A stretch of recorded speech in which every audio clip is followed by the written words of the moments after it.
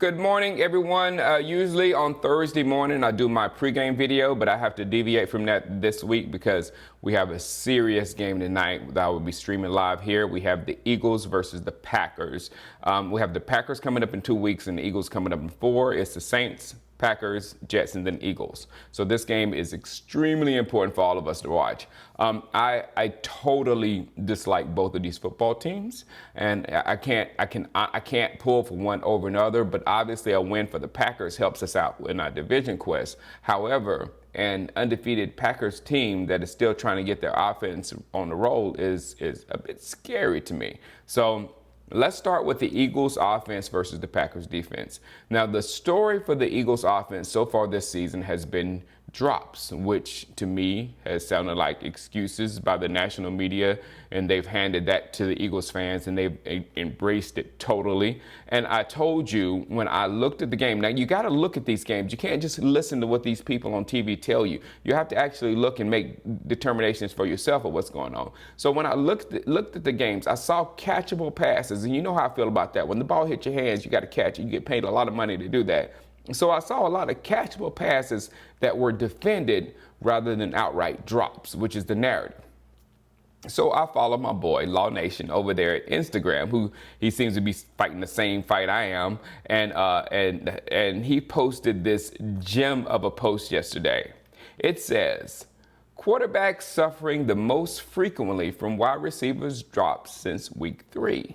Number 1, Dak Prescott at 10.9%. I sit there and told you we got a lot of drops. I said that. Number 2, Carson Wentz at 9.7%. Number 3, Jared Goff at 9.3%, another undefeated team. Didn't know exactly where he got those numbers from, so later on, I think earlier this morning, I was on the Cowboys Zone forum and saw the same exact numbers from a tweet from at No Checkdowns.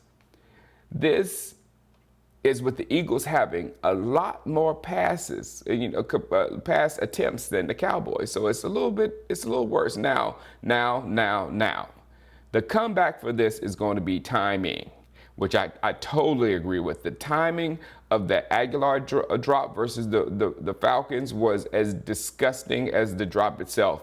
But the team put itself in that position by allowing a pretty bad Atlanta team and Matt Ryan, who was just trying to give the ball away with interception after interception, allowing that team a big touchdown late in the game when they were making more mistakes than the Eagles. And it forced their hand on that last drive to be absolutely perfect. So if you have a drop on that last drive, the drive that you really needed, it glares. It's like bling, bling, he dropped it. Oh, my God. So this goes back to my point a few days ago. That team has to play better. That's why no one except us who obsess over Cowboys football, like this guy, even notices the Cowboys drops, because we're playing better at the moment. So this week, they get Alshon Jeffrey back, one of their horses and wide receiver. And he will, Deshaun Jackson isn't back. So he'll, on the other side of him, will be Nelson Aguilar, who is the main Eagle wide receiver, suffering with drops. He has 3. Amari Cooper has 4. All right, that's it. I'm done. I won't say anything else about it.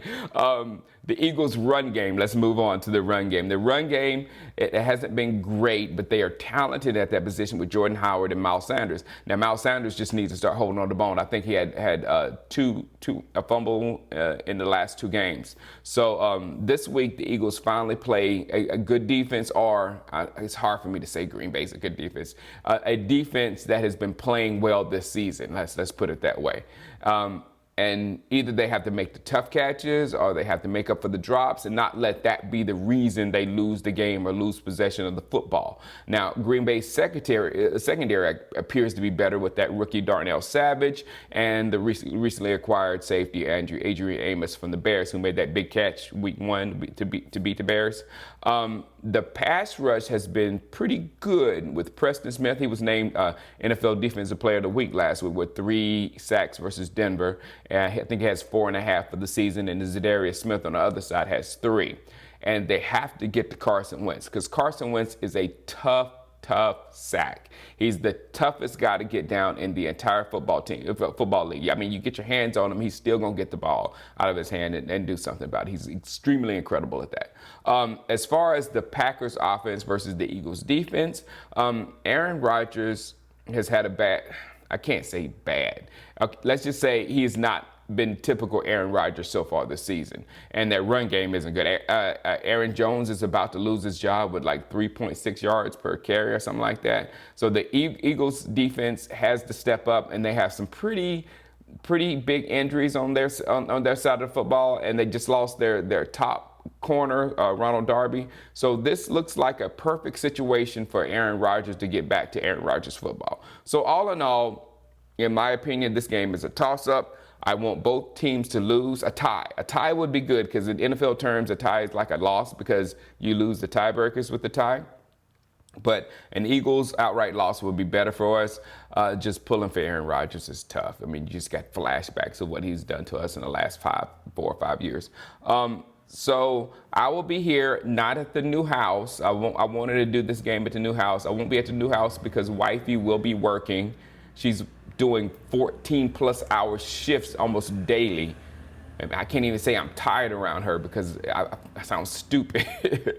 But I will be here watching the game with a critical eye. So come here, watch it with us, and I'll see you tonight. All right, holla at you. Peace.